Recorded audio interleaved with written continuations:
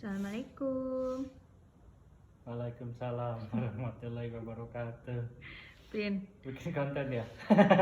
Iya Oke, dong. Kita lagi santai nonton TV.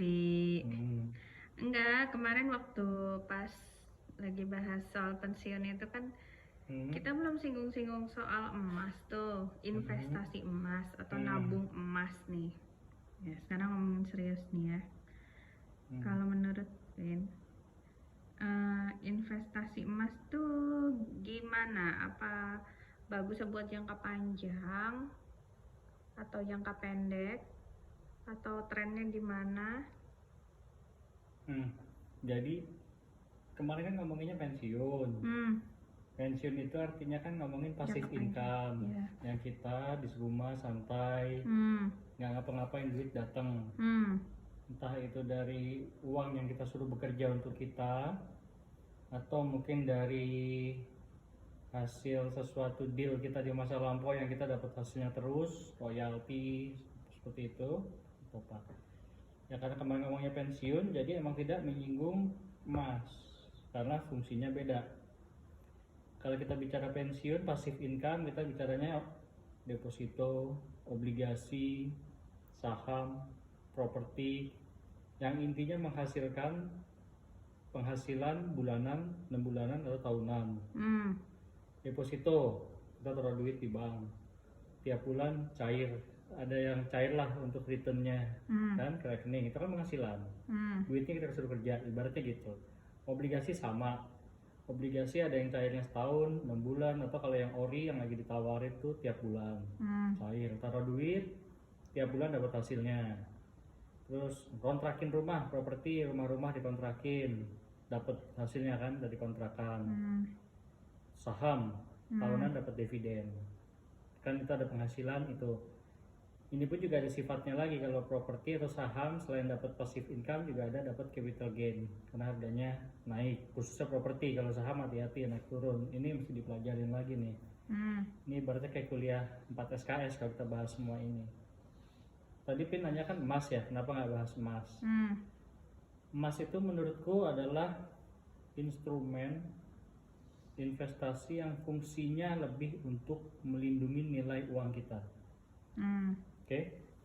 Emas itu tuh gini loh, sebenarnya kenaikan emas itu kan nggak menghasilkan return, nggak menghasilkan sesuatu yang bisa kita nikmati tiap bulan kayak kita taruh deposito, obligasi kan.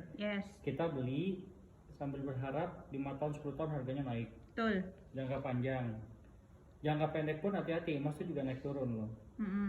Emas tuh naik tinggi kalau ada krisis, makanya ada peluang kan, krisis pasti mengandung peluang.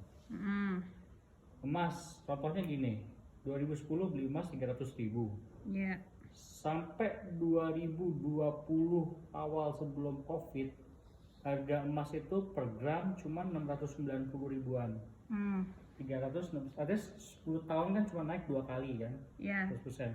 Begitu covid, deng, sejuta. Dari 600 sekian ke sejuta. Krisis mengandung peluang kan. Sekarang udah turun lagi nih, nggak tahu sampai berapa, kita lihat mekanisme pasar dunia lah. Kan kata emas itu kan sesuatu yang nilainya tuh pelan-pelan naik, ya kan. Kita punya duit 300.000 di tahun 2010 sama 600.000 di tahun 2000, apa 800.000 lah sekarang, apa 900 lah sekarang kan, harga emas 900. Mungkin sama, 300.000 dapat apa, 900.000 dapat apa. Ya sama nggak sama sih gitu. Jadi cuma buat ngamanin nilai uang ya sebenarnya. Untuk nilai uang yang kita mengharapkan nilai uang kita berkembang lebih besar dari inflasi, harga barang kan naik. Tapi bukan berarti ngarepin krisis ya kalau kayak gitu, kan dia naiknya tiap krisis. Ya krisis kemarin kalau sebelum krisis borong emas, apa pas krisis saham turun bulan Maret, April, borong saham banyak, sekarang udah balik lagi semua harganya udah. Iya. Nah sekarang kan lagi ngetren tuh nabung emasnya lewat sambil minum ya, e-commerce. Jadi kan itu non fisik ya. Jadi kita nggak lihat barangnya.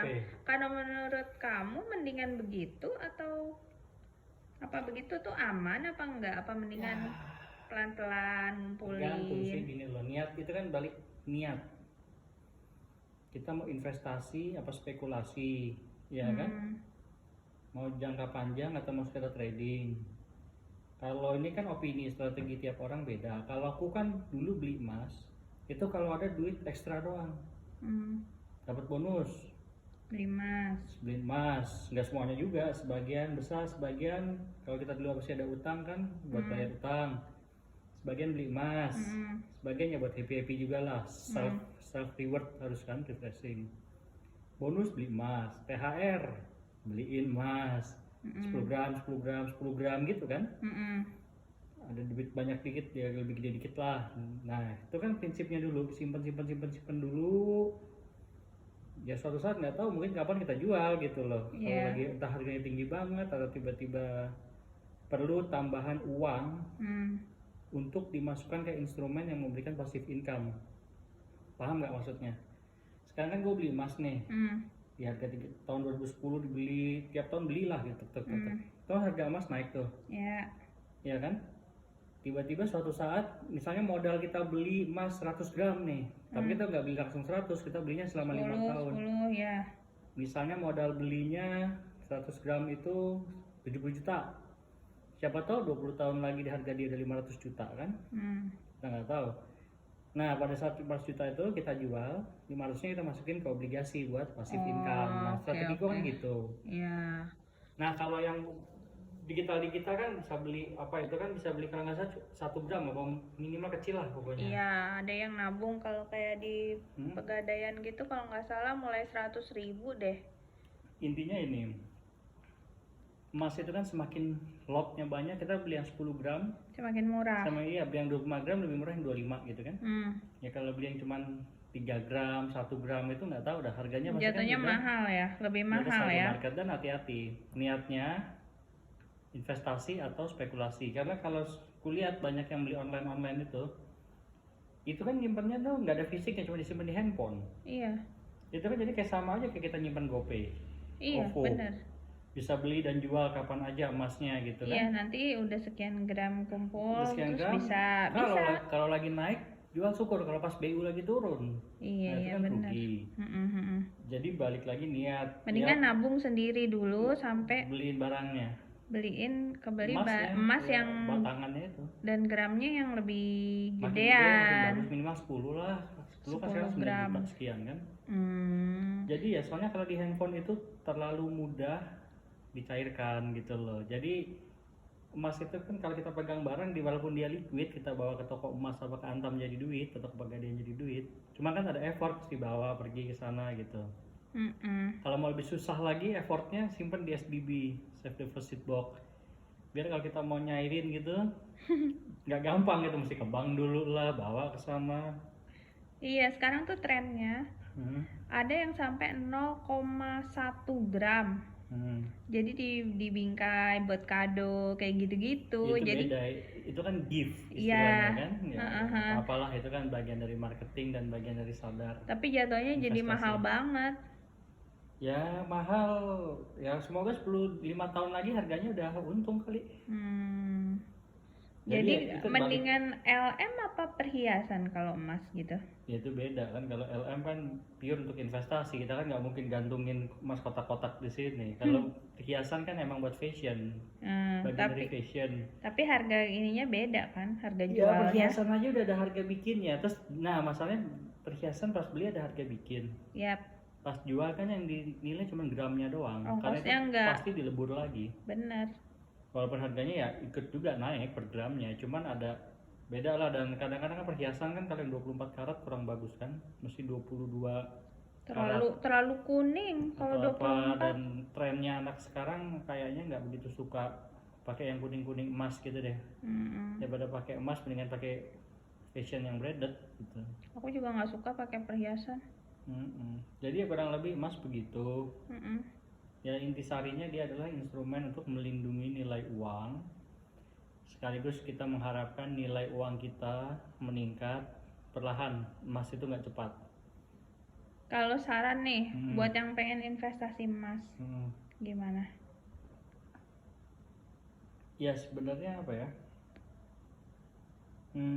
Ya mungkin emang yang di online beli dari setengah gram berarti 50.000 kali ya sekarang ya. Apa berapa? Setengah gram tuh dari 500.000 loh. lah. Iya, Enggak, kan? malah mereka jualnya tuh 700.000. Mahal. Maksudnya kan beli setengah gram di 500, setengah gram lagi pas harga turun 600, pas naik 600. Terus tiba-tiba turun lagi 550, ambil lagi, koleksi lagi. Itu kan jadi kayak main saham. Average buying price-nya kita berapa gitu loh. Iya kan? Begitu dia turun kita beli biar average-nya down, apa naik kita beli biar yang di bawah masih bisa nahan gitu loh harganya. Jadi harus ngelihat trennya juga ya kalau mau beli. Jangka pendek Mas ada trennya, walaupun jangka panjang dipercaya masih tinggi karena di tambang emas itu kan unsurnya kan emas itu kan barangannya tembaga sama perak. Tembaga sama perak itu banyak dibutuhin untuk elektronik. Emasnya juga ya kepake, ya itulah. Ya ini saran kalau emang niatnya investasi udah kumpulin rada banyak dulu. Atau pas dapat bonus, pas dapat THR itu paling bagus beli emas. Dan belinya secara fisik aja. Fisik, biar kita nggak konsumtif. Nominalnya, maksudnya gramnya mendingan yang agak gedean sekalian. Ya tergantung kemampuan lah, kan 5 gram apa berapa gram ya itu udah kantong masing-masing lah. Yang pasti kalau dari handphone kesannya lebih untuk trading, spekulasi ya nggak lebih samanya kayak GoPay, cuman dia bisa naik turun nilainya gitu kan. Nah masalahnya kalau di handphone naik turunnya berdasarkan apa nggak ada yang tahu.